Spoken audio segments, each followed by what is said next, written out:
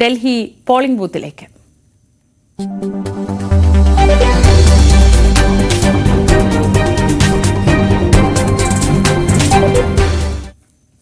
ഡൽഹി നിയമസഭാ തെരഞ്ഞെടുപ്പിന്റെ വോട്ടെടുപ്പ് തുടങ്ങി.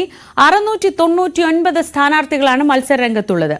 ആം ആദ്മി പാർട്ടി തുടർച്ചയായ 3ാം വിജയം ലക്ഷ്യമിടുമ്പോൾ തിരിച്ചുവരവാണ് ബിജെപിയും കോൺഗ്രസും ലക്ഷ്യമിടുന്നത്. ER രാഗേഷ് വിവരങ്ങളുമായി. രാഗേഷ്, ഇത് ജീവൻ മരണ പോരാട്ടമാണ് 3 പാർട്ടികളെ സംബന്ധിച്ചും. ഈ 3 പാർട്ടികളും നേർക്ക് നേർ വന്ന് യഥാർത്ഥ ത്രികോണ പോരാട്ടം എന്ന് പറയാവുന്ന നിലയിലേക്ക് കാര്യങ്ങൾ എത്തിയിട്ടുണ്ട്. ഈ അവസാനത്തെ ദിവസത്തെ പോരും കേസും ഒക്കെ കഴിഞ്ഞ് ഇന്ന് പോളിംഗ് ബൂത്തിലേക്ക് എത്തുന്ന മനുഷ്യന്മാരെ എന്തൊക്കെയായിരിക്കും സ്വാധീനിക്കുക? എങ്ങനെ പോകുന്നു വോട്ടെടുപ്പ്, പോളിംഗ്? ശ്രീജ, ഇപ്പോൾ വോട്ടെടുപ്പ് ഏതായാലും ആരംഭിച്ചിരിക്കുന്നു. 1.5 കോടി വോട്ടർമാരാണ് ഡൽഹി ആര് ഭരിക്കുമെന്ന് നിശ്ചയിക്കുക. ഏതായാലും ആദ്യ മിനിറ്റുകളിൽ പല പോളിംഗ് ബൂത്തുകളിലും തിരക്ക് പ്രകടമാണ്. പല പ്രധാനപ്പെട്ട സ്ഥാനാർത്ഥികളും നേതാക്കളും വോട്ട് രേഖപ്പെടുത്തി കഴിഞ്ഞു. കോൺഗ്രസ് നേതാവ്, മഹിളാ കോൺഗ്രസിന്റെ ദേശീയ അധ്യക്ഷയായ അൽക്ക ലാംബ ഇപ്പോൾ വോട്ട് രേഖപ്പെടുത്തിയിട്ടുണ്ട്. ഒപ്പം അരവിന്ദ് കെജ്രിവാളിനെതിരെ ന്യൂഡൽഹി മണ്ഡലത്തിൽ മത്സരിക്കുന്ന സന്ദീപ് ദീക്ഷിത് വോട്ട് രേഖപ്പെടുത്തിയിട്ടുണ്ട്.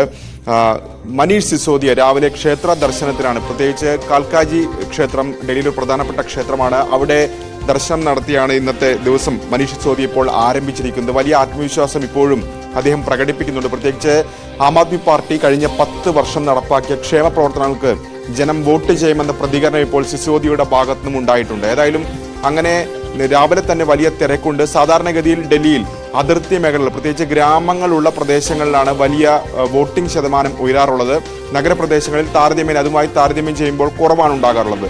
പക്ഷേ ഇത്തവണ കൂടുതൽ ആളുകളെ വോട്ടിംഗ് കേന്ദ്രത്തിൽ എത്തിക്കാനുള്ള ശ്രമത്തിലാണ് രാഷ്ട്രീയ പാർട്ടികൾ. പ്രത്യേകിച്ച് ഇന്നലെ നിശബ്ദ പ്രചാരണ ദിവസമൊക്കെ തന്നെ വലിയ രീതിയിൽ വീടുകൾ കയറിയൊക്കെ തന്നെ പരമാവധി വോട്ടുറപ്പിക്കുന്ന ശ്രമം രാഷ്ട്രീയ പാർട്ടികളുടെ ഭാഗത്തുനിന്നുണ്ടായിരുന്നു. പ്രത്യേകിച്ച് ഈ ആദായ നികുതി ഇളവൊക്കെ തന്നെ അതൊക്കെ ജനങ്ങളെ കൂടുതൽ ബോധിപ്പിക്കാനുള്ള ശ്രമങ്ങൾ BJPയുടെ ഭാഗത്തുനിന്നും ഉണ്ടായി. അപ്പോൾ ന്യൂഡൽഹി നഗരമേഖലയിലെ സീറ്റുകൾ, ഒപ്പം സൗത്ത് ഡൽഹിയിലെ സീറ്റുകൾ, ഇവിടെയൊക്കെ വോട്ടിംഗ് ശതമാനം ഉയർത്താനുള്ള ശ്രമങ്ങൾ ഏതായാലും രാഷ്ട്രീയ കക്ഷികളുടെ ഭാഗത്തുനിന്ന് ഉണ്ടാകുന്നുണ്ട്. അവിടെ പോളിംഗ് ശതമാനം ഉയരുകയാണെങ്കിൽ കഴിഞ്ഞ തവണത്തെ അപേക്ഷിച്ച് കൂടുതൽ പോളിംഗ് ശതമാനം ഡൽഹിയിൽ ഇത്തവണ രേഖപ്പെടുത്താനും സാധ്യതയുണ്ട്. ഏതായാലും ശ്രീജ സൂചിപ്പിച്ചപ്പോൾ തന്നെ വാശിയൊരു പ്രചാരണ ഘട്ടമാണ് കടന്നുപോയത്. പ്രത്യേകിച്ച് ഇന്നലെ പോലും നേതാക്കൾ തമ്മിൽ വാക്പോരുണ്ടാകുന്ന സാഹചര്യമുണ്ടായി. ആം ആദ്മി പാർട്ടിയെ സംബന്ധിച്ച് ഒരു ജീവൻ മരണ പോരാട്ടം തന്നെയാണ് ഇത്തവണത്തേത്. കാരണം കഴിഞ്ഞ 2 തെരഞ്ഞെടുപ്പുകളിലും അവരൊരു ക്ലീൻ ഇമേജ് ആയി ആണ് വോട്ടെടുപ്പിലേക്ക് പോയതെങ്കിൽ ഇത്തവണ പ്രധാനപ്പെട്ട നേതാക്കളെല്ലാം തന്നെ ജയിലിൽ നിന്ന് പുറത്തിറങ്ങിയത് ഈ തെരഞ്ഞെടുപ്പിന് തൊട്ടു മുമ്പാണ്. അപ്പോൾ അഴിമതി അടക്കമുള്ള വിഷയങ്ങൾ അവിടെ വലിയ രീതിയിൽ പ്രചാരണ വിഷയമായിട്ടുണ്ട്.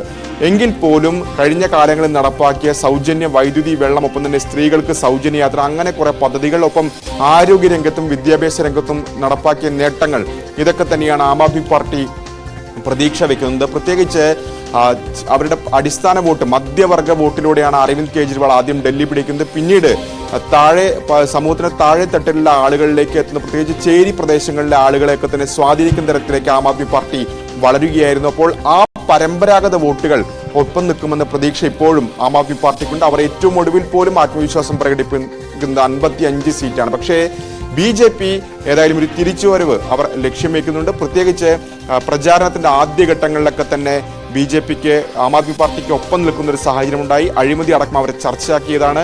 ഏറ്റവും ഒടുവിൽ ആദായ നികുതി അടക്കമുള്ള വിഷയങ്ങൾ, ഇളവ് അടക്കമുള്ള വിഷയങ്ങൾ അനുകൂലമാകും എന്ന പ്രതീക്ഷയുണ്ട്. പ്രത്യേകിച്ച് ഈ ആം ആദ്മി പാർട്ടി 2013 28 സീറ്റാണ് വിജയിച്ചത്. അതിൽ ആം ആദ്മി പാർട്ടി ഏറ്റവും തുണച്ചത് മധ്യവർഗം ഏറ്റവും കൂടുതലുള്ള ന്യൂഡൽഹി മണ്ഡലവും അതിനോട് ചുറ്റുമുള്ള മണ്ഡലങ്ങളുമാണ്. അവിടെ അന്ന് കൂടുതൽ സീറ്റുകൾ ആം ആദ്മി പാർട്ടിക്ക് വിജയിക്കാൻ സാധിച്ചു. അപ്പോൾ മധ്യവർഗ വോട്ടുള്ള പ്രദേശങ്ങൾ ഇത്തവണ തുണയ്ക്കും എന്നൊരു കണക്കുകൂട്ടൽ പ്രത്യേകിച്ച് BJPക്കുണ്ട്. പരമ്പരാഗതമായി BJPക്ക് ഡൽഹി നല്ല ശക്തി കേന്ദ്രമാണ്. പക്ഷെ നിയമസഭയിലേക്ക് വരുമ്പോൾ അങ്ങനെ ആകുന്നില്ല സാഹചര്യം.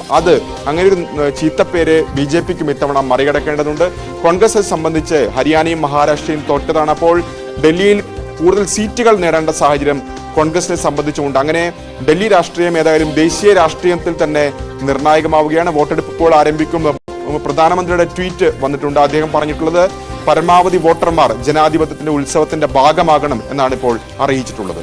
ആം ആദ്മി പാർട്ടിയെ സംബന്ധിച്ച് രാഗേഷ്, ഇത് എത്രത്തോളം ഒരു നിലനിൽപ്പിന്റെ പോരാട്ടം? കാരണം ആം ആദ്മി പാർട്ടി അധികാരത്തിലെത്തുന്നത് അഴിമതിക്കെതിരെയുള്ള ഒരു ഇമേജ് ഉണ്ടാക്കിക്കൊണ്ടാണ്. അഴിമതിക്കെതിരെ പോരാട്ടം എന്നതായിരുന്നു ആം ആദ്മി പാർട്ടിയുടെ പ്രഖ്യാപിത ലക്ഷ്യം. പക്ഷേ ഈ കഴിഞ്ഞ 5 വർഷം നമ്മൾ കണ്ടത് അരവിന്ദ് കെജ്രിവാളും മനീഷ് സിസോദിയും ഉൾപ്പെടെ ഏറ്റവും പ്രധാനപ്പെട്ട നേതാക്കൾ അഴിമതി ആരോപണത്തെ തുടർന്ന് ജയിലിൽ കിടക്കുന്ന അടക്കം കണ്ടു. അപ്പോൾ ജനങ്ങൾക്ക് ഇപ്പോഴും വിശ്വാസമുണ്ടോ ഇല്ലയോ എന്നതിന്റെ ഒരു ലിറ്റ്മസ് ടെസ്റ്റ് കൂടിയാവില്ലേ ഈ തെരഞ്ഞെടുപ്പ്? അതെ ശ്രീജ, ജനങ്ങളുടെ ഒരു ലിറ്റ്മസ് ടെസ്റ്റ് തന്നെയായിരിക്കും, അക്കാര്യത്തിൽ തർക്കമില്ല. പ്രത്യേകിച്ച് ആം ആദ്മി പാർട്ടി നിലവിൽ ഒരു ദേശീയ പാർട്ടിയാണ്. കാരണം അവർക്ക് 2 ഇടത്ത് ഭരണമുണ്ട്, ഡൽഹിയിലും പഞ്ചാബിലും. പഞ്ചാബിലെ വിജയത്തോടു കൂടിയാണ് അവർക്ക് ദേശീയ പാർട്ടി പദവി ലഭിക്കുന്നത്. അപ്പോൾ ആ പദവി നിലനിർത്താൻ ഡൽഹിയിലെ ജയം അനിവാര്യമാണ്. മാത്രവുമല്ല, മറ്റു പല സംസ്ഥാനങ്ങളിലേക്കും പിന്നീട് പഞ്ചാബിലെയും ഡൽഹിയിലെയും ജയത്തിന് പിന്നാലെ ആം ആദ്മി പാർട്ടി വളരുന്നതും കണ്ടു. ഗോവയിൽ അവർക്ക് സ്വാധീനമുണ്ട്. ഗുജറാത്ത് നിയമസഭാ തെരഞ്ഞെടുപ്പിൽ കോൺഗ്രസുമായി സഖ്യമായി മത്സരിച്ചു. അങ്ങനെ പലയിടത്തേക്കും പാർട്ടി വളർത്താനുള്ള ശ്രമത്തിനിടയിലാണ് ഈ നേതാക്കളുടെ അറസ്റ്റൊക്കെ തന്നെ ഉണ്ടായത്. അപ്പോൾ അഴിമതി ഒരു വലിയ വിഷയമാക്കി ഉയർത്തിക്കൊണ്ടുവന്നുകൊണ്ട് അതിൻ്റെ ഒരു മുഖമായി, അഴിമതി വിരുദ്ധ പോരാട്ടത്തിന്റെ മുഖമായി നിന്നുകൊണ്ടാണ് അരവിന്ദ് കെജ്രിവാൾ മധ്യവർഗത്തെ സ്വാധീനിച്ചുകൊണ്ടാണ് ആദ്യം ഡൽഹി പിടിക്കുന്നത്. ആ അരവിന്ദ് കെജ്രിവാൾ തന്നെ 4 മാസം ജയിലിൽ കിടക്കുന്ന സാഹചര്യമുണ്ടായി. ആദ്യം അറസ്റ്റിലായത് സിസോദിയാണ്, പിന്നെ സഞ്ജയ് സിംഗ്, അതിനുശേഷം അരവിന്ദ് കെജ്രിവാൾ.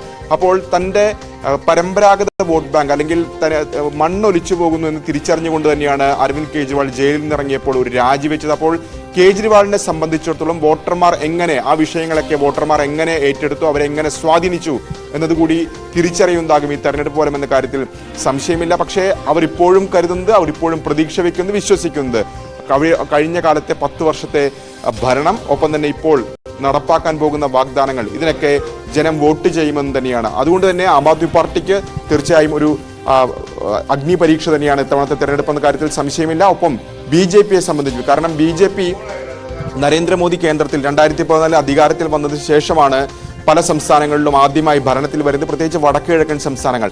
അപ്പോൾ പോലും RSSന് വലിയ സ്വാധീനമുള്ള BJP നിയമസഭ സ്ഥാപിച്ച ശേഷം 5 വർഷം തുടർച്ചയായി ഭരിച്ച ഡൽഹി അവർക്കൊപ്പം നിൽക്കാത്ത സാഹചര്യമുണ്ടായി. ലോക്സഭാ തെരഞ്ഞെടുപ്പിലെ കണക്കൊക്കെ നോക്കുകയാണെങ്കിൽ 55-56% BJPയുടെ ഡൽഹിയിലെ വോട്ട്. കഴിഞ്ഞ 3 തെരഞ്ഞെടുപ്പുകളിലും 7 സീറ്റും വിജയിച്ചത് BJP ആണ്. അപ്പോൾ അത്രയും വോട്ട് ശതമാനമുള്ള BJP നിയമസഭയിലേക്ക് വരുമ്പോൾ കഴിഞ്ഞ തവണ 8, അതിനു മുൻപ് 3, ആ നിലയിലേക്ക് ഒതുങ്ങുന്ന സാഹചര്യമുണ്ട്. കോൺഗ്രസിനും സമാനമായ സാഹചര്യമാണ്. കാരണം ഷീല ദീക്ഷിത്തിന്റെ വികസന മോഡലാണ് അവരിത്തവണ വോട്ട് ചോദിച്ചിട്ടുള്ളത്. കാരണം അതിനുശേഷം അവർക്ക് എടുത്തു പറയാൻ ഒരു നേതാവില്ല. ഒപ്പം ഷീല ദീക്ഷിത്തിന്റെ കാലത്താണ് ഡൽഹി മെട്രോ, അങ്ങനെ ഡൽഹിയുടെ മുഖച്ഛായ മാറ്റുന്ന ഒരു ഭരണാധികാരി ഉണ്ടായിരുന്നത് ഷീല ദീക്ഷിത്തായിരുന്നു. അപ്പോൾ ഷീല ദീക്ഷിത്തിന്റെ പേര് ചോദിച്ച ആ മോഡൽ വികസനമാണ് യഥാർത്ഥ വികസനം. ഇപ്പോൾ കാണുന്നു എല്ലാം പൊള്ളയായ വെറും വാഗ്ദാനങ്ങളാണ് എന്നാണ് കോൺഗ്രസ് പ്രചാരണ ക്യാമ്പയിനുകളിൽ ഉന്നയിച്ചിരുന്നത്. അങ്ങനെ കോൺഗ്രസിനെ സംബന്ധിച്ചും ഒരു തിരിച്ചുവരവ് നടത്തേണ്ടത് ദേശീയ രാഷ്ട്രീയം അത് തന്നെയാണ്.